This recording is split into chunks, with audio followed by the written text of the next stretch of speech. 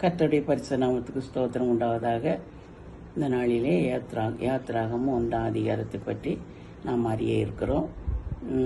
இஸ்ரவேல் ஜனங்கள் எகிப்திலே குடியேறினார்கள்.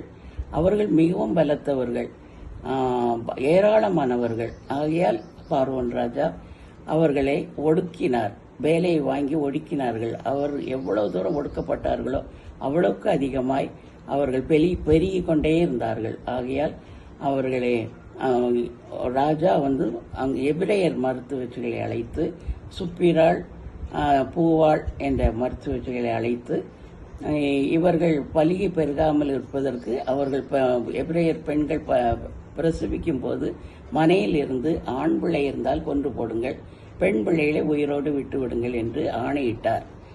மருத்துவச்சிகளோ தேவனுக்கு பயந்தவர்கள்.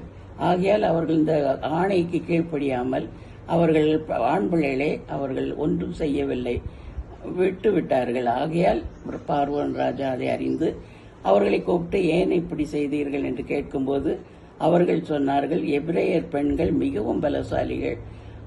நாங்கள் மருத்துவம் பார்க்க போகும் முன்னே அவர்கள் பிரசவித்து விடுகிறார்கள் என்று அவர்கள் சொன்னார்கள்.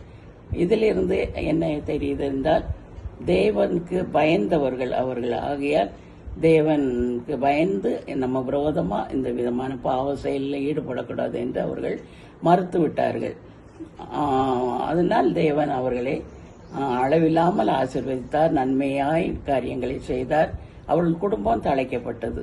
இதிலிருந்து நாம் என்ன அறிகிறோம் என்றால், தேவனுக்கு பயந்து நாம் உலகத்திலே நம்ம கீழ்ப்படிந்து அவர் கீழ்ப்படிந்து செய்யும் போது நம்ம குடும்பங்களை நம்ம ஆசீர்வதிக்கிற தெய்வமாயிருக்கிறார், ஞானத்தால் நிரப்புகிற தெய்வமாயிருக்கிறார்.